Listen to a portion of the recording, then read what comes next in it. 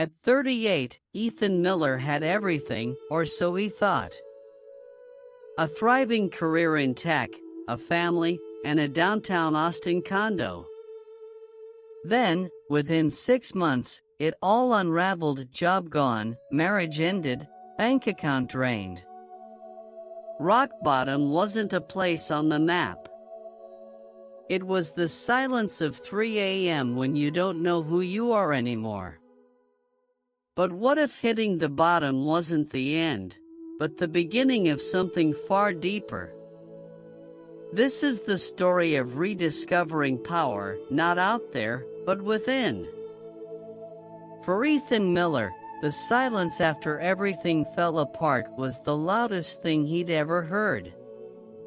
When the layoff came, it wasn't just a job he lost, it was identity, purpose, direction. He'd poured years into building a career in a rising tech startup, climbing fast, always chasing deadlines, KPIs, and the next product launch. From the outside, he looked like someone who had figured it out. But inside, he was running on autopilot until it all collapsed.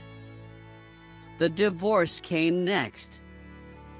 It wasn't sudden, really. It had been unraveling for years under the weight of unspoken resentment, late nights at the office, and a growing emotional distance he didn't know how to cross. When she finally said she was done, Ethan didn't even argue. He was too numb to fight. Then came the debt, the quiet exits from friend circles, the canceled gym membership, and the long hours spent alone in his apartment, staring at the ceiling. And in those early mornings, 3:12 a.m., 4:41 a.m., something strange began to happen. Not a miracle. Not clarity. But a slow-burning question he couldn't shake. If this isn't who I am anymore, then who am I? Most people would say Ethan was having a breakdown. He started calling it something else, an unmaking. And maybe, just maybe, that's what needed to happen. For the first time in his adult life, there were no meetings to attend, no deadlines to chase, no people to impress. Just the raw discomfort of being alone with himself. The restlessness, the shame, the regret, they were all there. But under those feelings, Ethan began to sense something deeper, not pain, but possibility. He started walking, not for exercise, but for escape. No earbuds. No podcasts. Just footsteps and breath. He bought a blank notebook and began writing, not with answers, but with questions. He wrote, "What if life wasn't about getting back to where I was, but about becoming someone I've never been?" It was in that space of not knowing, of being stripped of everything, that Ethan caught the first glimpse of something he'd ignored for decades: inner strength. Not the kind people post on Instagram.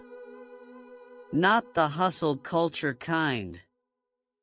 But the quiet, persistent awareness that what he needed most wasn't out there, not in another job, or another relationship, or another distraction, but already inside him, waiting to be awakened. That realization didn't solve anything overnight. The bills still came. The loneliness still lingered. But something had shifted. He had stopped running. And in that stillness, a new kind of power began to rise. It started with a book. Ethan wasn't looking for anything profound, just something to pass the time. A friend he hadn't spoken to in months dropped by unannounced, bringing coffee and a worn paperback with folded corners and underlined passages. The cover read, Inner strength, finding power in the chaos. "I think you'll like it," she said simply. "It's not about fixing your life. It's about understanding it."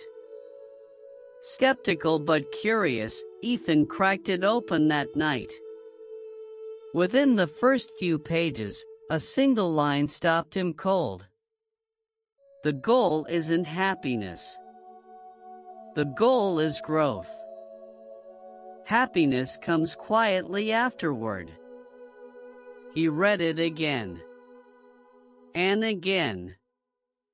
It was the opposite of everything he believed. Everything society had taught him. That if you worked hard, followed the rules, achieved success, happiness would come wrapped in a bonus check or a weekend getaway. But here was a radical idea. Maybe happiness wasn't something to chase. Maybe it was something that followed growth. And maybe growth only came when life got hard. That line stayed with him for days. Suddenly, Ethan saw his situation differently, not as punishment, but as invitation. What if all of this, losing the job, the relationship, the identity, wasn't some cosmic failure, but a turning point? A chance to meet himself, for the first time, without all the labels and titles? He began showing up to his own life differently. He kept journaling, but now with purpose. Not just to vent, but to listen. He stopped asking, "Why did this happen to me?" and started asking, "What can I learn from this?" He wrote things like, "What if pain isn't something to avoid, but something to understand? What strength do I have that I've never used? Who am I when there's nothing left to prove?" He meditated for 5 minutes a day. At first, it was just sitting and fidgeting and trying not to look at his phone. But slowly, he learned to sit with discomfort, to breathe through the anxiety, to be okay with silence. For the first time in his life, Ethan wasn't trying to escape the moment, he was leaning into it.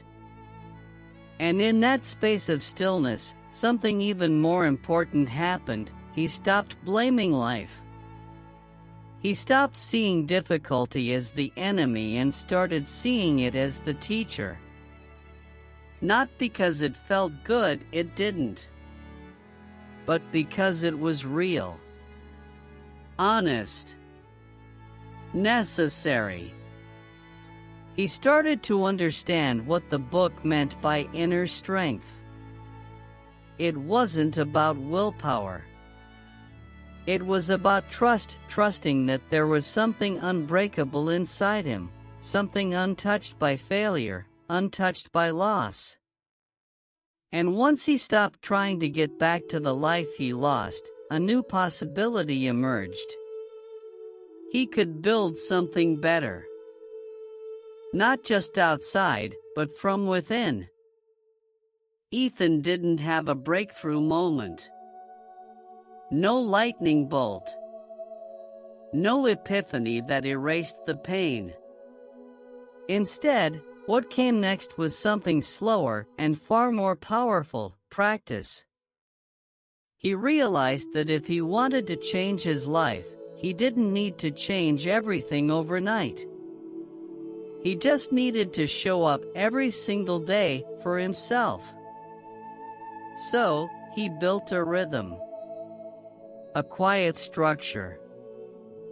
Not a routine forced by deadlines or productivity hacks, but something real, grounded, and deeply personal. He started with mornings. Each day, before the world woke up, he would sit in silence for 10 minutes.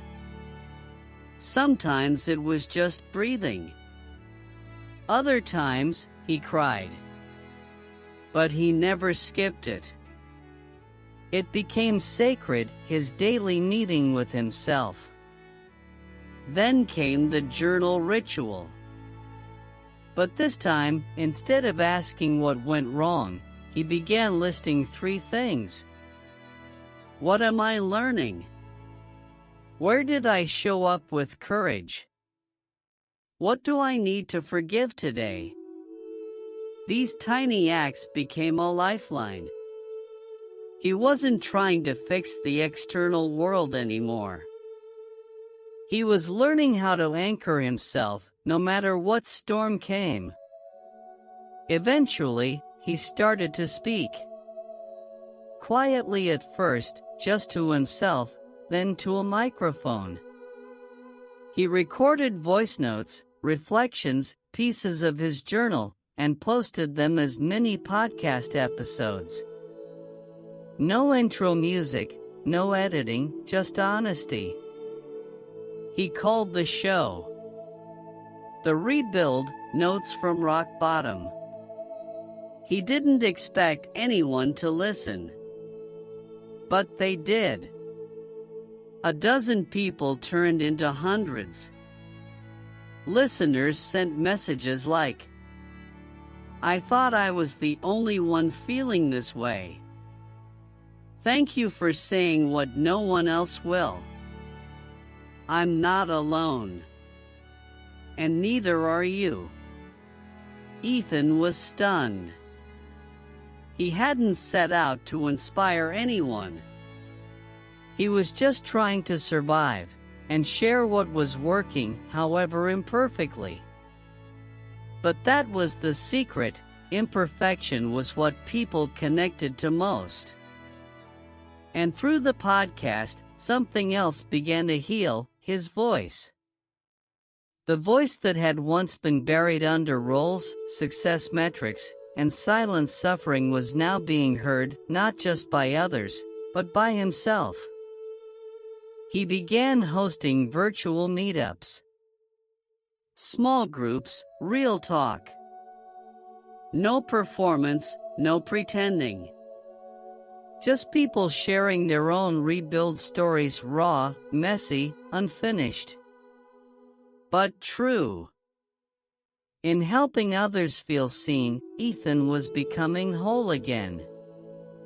His external life hadn't changed much. He was still freelancing, still living modestly, still navigating co-parenting, but something inside had shifted. He no longer needed everything to be perfect. He just needed to keep showing up. Keep practicing. Keep choosing presence over panic. And slowly, steadily, the chaos around him began to lose its grip. Because now he had something he never had before. A center that wouldn't move. For months, Ethan had been rebuilding from the inside out, slowly, deliberately. His days were anchored in intention, and though life was still far from perfect, he was no longer lost in it. He was present. Grounded. Then came the call. It was a Wednesday morning. His mother's voice cracked over the phone as she told him the diagnosis: advanced stage cancer. The kind that doesn't wait. She lived alone, halfway across the country, in the quiet suburbs of Ohio. "Don't worry," she said, always trying to protect him, "you don't have to come. Just knowing you're there is enough." But Ethan knew what he had to do. He canceled everything: freelance clients, podcast plans, his weekly meetup. Packed up his things and flew home. And as he stepped into the house he hadn't seen in years, something inside him whispered, "This is the moment. This is what all the inner work was for." It wasn't long before the daily routines he had worked so hard to build were challenged. Sleepless nights.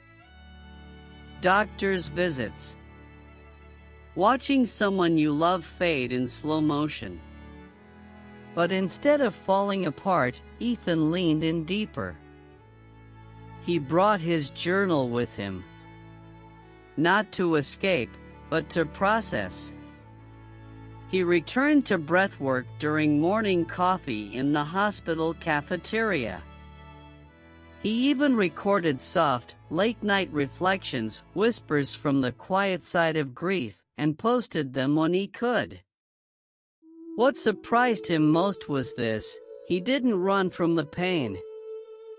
He stayed present with it. And in doing so, he discovered something extraordinary. Pain, when held with grace, becomes love.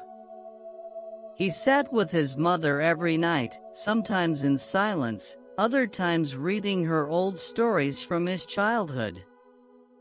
She smiled more than he expected. There was sorrow, yes, but also peace. Connection. Healing that words could never give. In her final days, she whispered to him, "You've changed. You're still my son, but you're deeper now." He wept. Not from weakness, but from gratitude. Her passing broke him open again. But this time, he wasn't afraid of breaking. He had learned that real strength isn't about holding everything together. It's about knowing you'll rise again after everything falls apart. After the funeral, Ethan returned to Austin with less in his suitcase but more in his heart. He recorded a special podcast episode called "The Most Important Goodbye," not just a tribute, but a reflection on how love and grief live side by side. Thousands listened. And for the first time, Ethan allowed himself to receive their support. He realized something powerful. He was no longer just rebuilding, he was living. Fully. Honestly.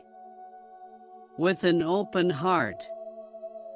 And the foundation he stood on wasn't made of success or status. It was made of truth, presence, and the unshakable strength he'd found within. After his mother's passing, Ethan returned to Austin changed, not broken, but transformed. He had walked through fire. And on the other side, he didn't find answers. He found clarity. The clarity that life isn't meant to be figured out, it's meant to be lived. That healing isn't a final destination, it's a daily decision. That happiness isn't something we achieve, it's something that follows purpose. Ethan no longer felt the need to build back the life he once had. The six-figure job, the downtown apartment, the fast-paced schedule, it all felt like someone else's dream. Someone who hadn't yet learned that fulfillment doesn't come from more, but from meaning. He downsized intentionally. Turned a spare room into a recording space. Started saying no to clients who didn't align, and yes to projects rooted in impact. He revived his podcast with a new name. The Quiet Strength Project. It wasn't about rebuilding brand or audience anymore, it was about service. Sharing tools, conversations, and reflections that helped people navigate their own storms. He launched weekly live sessions, short, honest talks on topics like healing in public, finding stillness in chaos, and what strength really means. People showed up from everywhere: single moms in Michigan, veterans in North Carolina, startup founders in Brooklyn. And they didn't just listen. They began sharing their own stories. One wrote, "This gave me permission to be human again." Another said, "I thought my pain made me weak. Now I know it made me wise." Ethan didn't see himself as a guru or guide, just someone who had walked through fire and decided to turn back with a lamp.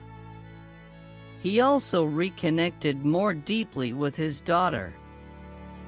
Weekends became sacred hikes, homemade pancakes, quiet conversations about things that mattered. He was no longer trying to be a perfect dad. He was just present. And that was enough. There were still challenges, of course. Days of doubt. Deadlines missed. Moments of loneliness. But they didn't define him anymore. Because now, he knew how to return home to himself. To sit in stillness. To breathe. To remember, the power he needed was already within him. And as life unfolded imperfectly, beautifully, he understood the secret that had eluded him for so long. You don't overcome life's difficulties by avoiding them. You overcome them by meeting them with presence, with purpose, and with unshakable faith in who you are becoming. Ethan no longer chased happiness. He created meaning. And in that meaning, joy followed quietly, like a shadow that never left his side. Not loud.